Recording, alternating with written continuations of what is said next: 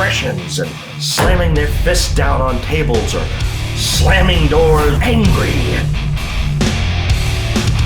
Okay, I was going to talk about giving characters emotion, and I was going to say, well, you don't want it like a comic book. And then I realized Stan Lee is going to come back and haunt me for saying that, because he had a one-dimensional medium, but he did not have one-dimensional characters.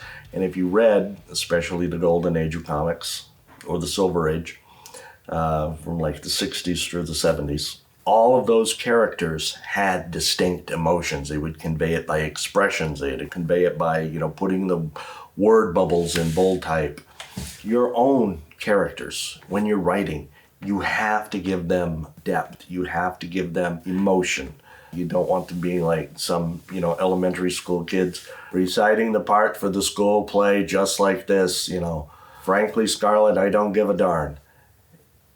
Trust me, that's not what you want. It's okay when you're watching your kids or your grandkids try and perform Our Town, in 5th grade. But if you're wanting somebody to buy your book, and you're wanting somebody to read your book, and you're wanting someone to get involved in your book and invested in your book and invested in the series and invested in your writing, you want to make 3-dimensional characters on a 1-dimensional medium. And that's actually, important, If I sit here and just recite and, stare very blankly at this and talk in a monotone, I can give you all the information in the world. I could tell you how to cure cancer and solve world hunger and, become a millionaire and everything else, but I am just doing it like this. I am conveying no emotion. You've already stopped listening to everything I'm going to say. But once you start animating and you let people be angry and, expressions and slamming their fists down on tables or slamming doors or slamming telephones back into their cradles or whatnot, which you don't do anymore. Now you have to very angrily hit the hang up button. If you get them laughing about the fact that I made you jump when I did that I made you wonder, oh my God, has he finally flipped his lid? Has the coffee started eating out his brain? Has all of these horrible things begun to happen? And then you stop and you think and you become pensive because, now, well, yeah, he's given me a lot of stuff to think about. So now you've become thoughtful. And now this video is actually kind of, engaging and entertaining and, well, maybe not entertaining. That might be a very ambitious stretch, but I'm going to go with it anyway because what the heck? I've already had enough of these. I'm in a really good mood. So anyhow, I provided depth to my presentation. I have your attention. An author that is any good is going to do the same thing.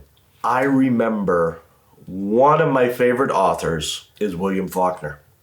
And the first book of his I ever read, and it's the one that I fell in love with, and it's the standard I hold all the rest of his stuff to, and it all measures up, by the way, was As I Lay Dying. And there is this one scene in there. Each chapter is from the perspective of a different person involved with this woman who is dying. And she's surrounded by her family. And each chapter is dealing with the emotions that that particular relative or friend or acquaintance is feeling at the time. One of the characters was the minister with whom this woman had an affair that nobody knew about. As a result, her youngest child was born from that. Nobody knows it.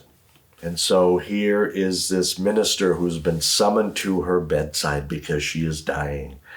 And he is racked with guilt about what he did and how he, now this man is appealing to him to come and minister to his wife as she is dying. And this woman he's had an affair with. And he's riding his horse and he's trying to get there because he wants to confess everything and assuage his guilt and be pardoned of his sin. And he's rehearsing everything he's going to say to the husband when he gets there so that this woman will not have to die with this on her conscience and he won't have to live with it on his. And he walks in there, and as he gets there, he's informed that she just passed away. And he stands there boldly and proclaims that now she is at peace. and he doesn't have to say anything because the secret died with her. So without saying anything, you feel how this character has been struggling with this crippling guilt and now is breathing a sigh of relief and can keep his facade. That is a three-dimensional character. I don't think he appears in the rest of the story, but that's the part that sticks out with me. Because of his emotions, because of the range, because of the struggle, because of everything that made a fictional character a real person. That's why it's important to give your characters emotion, have rivalries, have tensions, have, oh my God, are they going to get along? Are they not going to get along? Are they going to fall in love? Are they not going to fall in love? Is, he going to kill her? Is she going to kill him? Are they going to make peace? Are they just going to wander off? Emotions give this unique quality, this unique dimension, this unique unknown that everybody wants to see what's going to happen next.